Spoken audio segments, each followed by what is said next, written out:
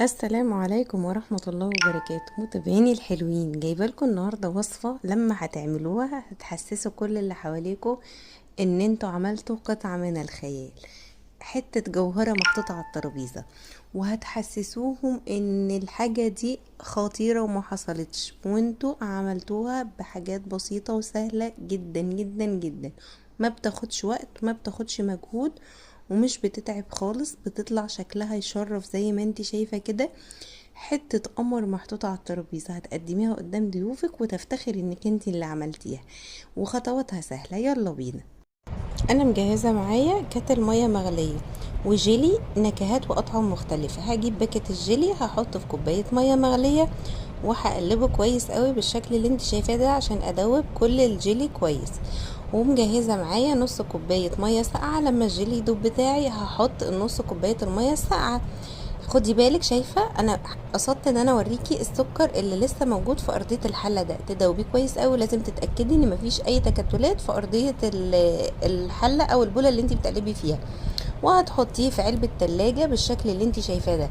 وهتدخلي على النكهة اللي بعدها، برضو كوباية مية مغلية هتفضي فيها باكت جيلي، وهتبدأي ان انت تقلبيه كويس قوي. لما يدوب الجيلي والسكر كويس هتنزلي عليه بنص كوباية مية باردة وتقلبيه كويس وتحطيه في علبة تلاجة. انا اول حاجة عملتها المشمش، تاني حاجة ديت كانت اناناس، وبعد كده هدخل على النكهات اللي بعدها. انا بغير النكهات عشان تديني الوان مختلفة، عشان هتفرق معايا في شكل الوصفة بتاعتي. ده بالتفاح الاخضر مديني لون اخضر، دوبته زي ما دوبت اللي قبله في نص كوبايه ميه سخنه. لما داب كويس حطيت نص كوبايه ميه ساقعه وقلبت بالشكل اللي انت شايفاه ده، وبرده في علبه تلاجة. بصي الخطوات كلها بكل سهوله، لو اول مره في حياتك هتدخلي مطبخ هتعمليها. ده كان جيلي توت، حطيته بالشكل اللي انت شايفاه ده ودوبته برده، ولما داب حطيت نص كوبايه الميه وفي علبه تلاجة. لو ما عندكيش العلب دي، العلب دي موجودة عند بتوع مستلزمات الحلويات، لو مش موجودة عندك في اي علب تلاجة موجودة عندك. وانا كنت بين كل جيلي والتاني بغسل الحلة كويس، ما عدا اخر اتنين، لان اخر اتنين كان توت وبعده كريز. الكريز انا ما حطيتلوش كمية المية كلها عشان اخلي اللون بتاعه اغمق من التوت. التوت كان مديني لون فوشيا، والكريز كان مديني لون احمر. الكريز انا حطيت له بس كوبايه الميه المغليه وما حطيتش ميه بارده. عملت الخمس اشكال دول زي ما انت شفتي كده، غطيتهم ودخلتهم التلاجة لتاني يوم لما تماسكوا كويس قوي.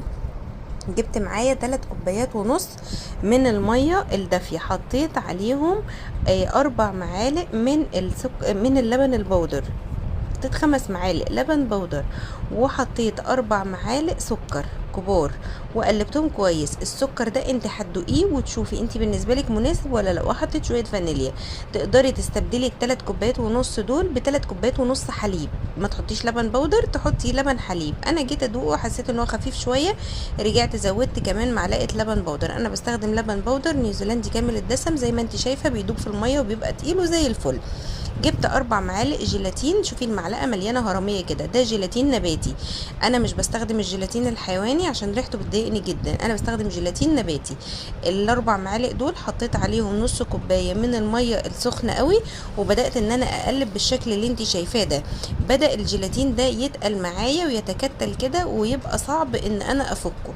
في المرحله دي هاخد عليه شويه من اللبن اللي انا حطيت عليه السكر والفانيليا، وهقلبه بالشكل اللي انت شايفاه ده عشان اخفه بيه، واعرف ادوب التكتلات بتاعه الجيلاتين اللي موجوده فيه، عشان انا عايزه الجيلاتين ده يدوب كويس قوي.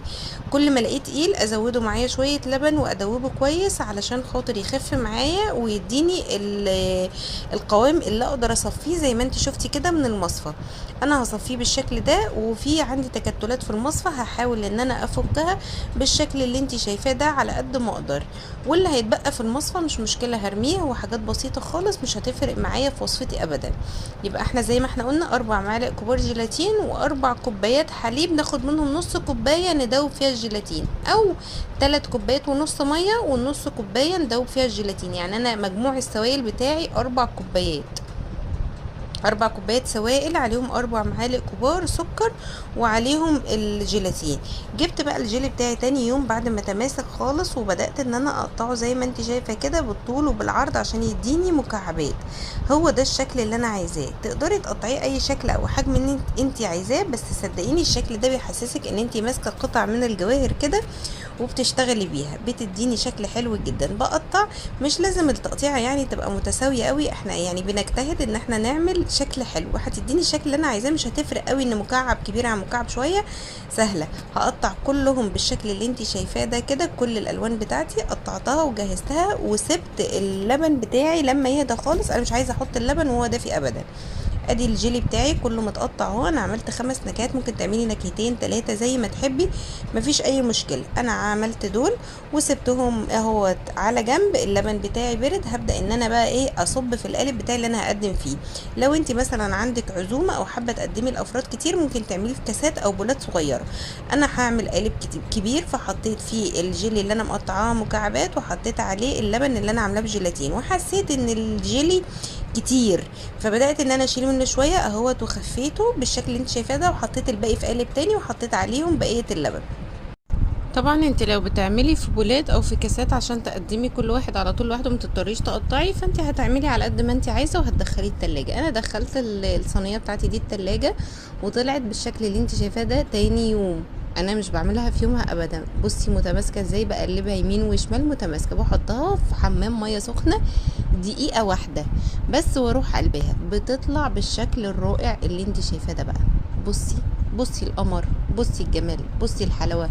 هو كله معتمد على الالوان اللي انت بتطلعيها من الجيلي. يعني انت بتعملي اي باكيت جيلي زي ما مكتوب عليه عادي، بس بتنقصي نص كوبايه ميه، مش اكتر من كده، وتعملي بقيه الطريقه عادي، وتعملي الجيلي بتاعك في اطباق او في علب، وتدخليه التلاجة، تطلعيه تقطعيه، وتعملي شويه لبن بجيلاتين وتحطيهم عليه.